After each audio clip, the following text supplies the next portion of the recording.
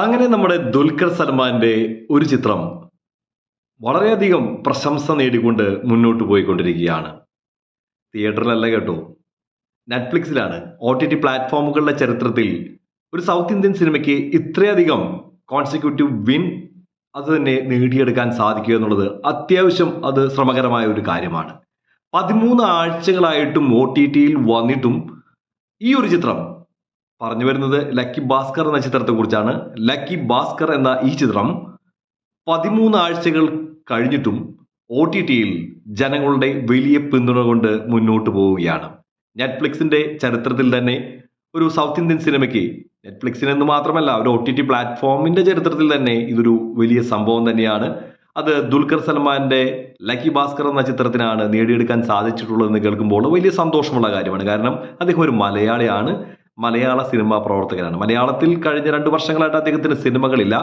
അദ്ദേഹം വലിയ ആകാംക്ഷയോടെ കാത്തിരുന്ന, അല്ലെങ്കിൽ വലിയ ഹൈപ്പ് കൊടുത്ത് തന്നെ കാത്തിരുന്ന ഒരു സിനിമയായിരുന്നു കിങ് ഓഫ് കൊത്ത. അത് ചിത്രം വേണ്ടത്ര രീതിയിൽ ശ്രദ്ധിക്കപ്പെട്ടില്ല എങ്കിലും ആ ചിത്രത്തിന് വലിയ രീതിയിലുള്ള ഒരു കളക്ഷൻ ആ കാലത്ത് നേടിയെടുക്കാൻ സാധിച്ചു. എങ്ങനെയൊക്കെ പറഞ്ഞാലും എന്തൊക്കെ പറഞ്ഞാലും ചിത്രം പരാജയം തന്നെയാണ്. കളക്ഷൻ എന്നതിനേക്കാളുപരി ആളുകളുടെ മനസ്സുകളെ സാറ്റിസ്ഫൈ ചെയ്യിക്കാൻ പറ്റുന്നില്ലെങ്കിൽ യാതൊരുവിധ കാര്യവുമില്ല ഒരു സിനിമയ്ക്കും. കളക്ഷൻ നേടിയെടുത്തുകൊണ്ട് സാമ്പത്തികപരമായിട്ട് ചിലപ്പോൾ മെച്ചപ്പെട്ടേക്കാം, എന്നാൽ ആളുകളുടെ ഹൃദയങ്ങൾ കൈയടക്കാൻ ആ സിനിമയ്ക്ക് സാധിക്കാത്തിടത്തോളം കാലം ആ സിനിമ വിജയിച്ച സിനിമയല്ല, അത് എത്ര വലിയ കളക്ഷൻ നേടിയ സിനിമയാണെങ്കിലും.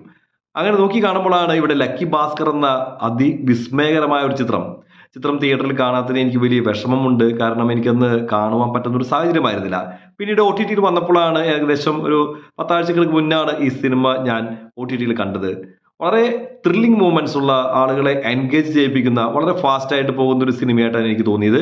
യാതൊരുവിധ ലാഗുമില്ലാതെ അത്ര രസകരമായിട്ട് രസച്ചരടിൽ കോർത്തിണക്കിയ ഒരു തിരക്കഥ, ആ തിരക്കഥയെ മുന്നോട്ട് നയിക്കുന്ന മനോഹരമായിട്ടൊരു സംവിധാന ശൈലിയുടമയായിട്ടുള്ള സംവിധായകൻ, ഒപ്പം തന്നെ ദുൽഖറിന്റെ കരിസ്മ, അദ്ദേഹത്തിന് കൂടെ അഭിനയിച്ചിട്ടുള്ള ഓരോ വ്യക്തികളും അവരുടെ കഥാപാത്രങ്ങൾ മികച്ചതാക്കിയിട്ടുള്ള ആ ഒരു പരിശ്രമം, ഇതെല്ലാം നോക്കിക്കാണുമ്പോൾ എന്തുകൊണ്ടാണ് അദ്ദേഹം മലയാളത്തിൽ നിന്ന് മാറി മറ്റുള്ള സിനിമകളിൽ കൂടി ഫോക്കസ് ചെയ്യുന്നതെന്നെ കാര്യം മനസ്സിലാക്കാൻ സാധിക്കുന്നുണ്ട്. കാരണം ഒരു പാൻ ഇന്ത്യൻ ആക്ടർ അല്ലെങ്കിൽ പാൻ ഇന്ത്യൻ സൂപ്പർ സ്റ്റാർ എന്ന ലെവലിൽ തന്നെയാണ് നമ്മുടെ മലയാളത്തിൽ നിന്നുള്ള യാതൊരുവിധ മറ്റുള്ള താരങ്ങൾക്ക് സാധിക്കാത്ത ഒരു നേട്ടം തന്നെയാണ് നമ്മുടെ സ്വന്തം DQ സ്വന്തമാക്കിയിരിക്കുന്നത്. DQവിന്റെ ഈ ഒരു വിജയ ചിത്രം 13 ആഴ്ചയല്ല, തുടർന്നും കോൺസിക്യൂട്ടീവ് വിൻ തന്നെ നേടിയെടുക്കും.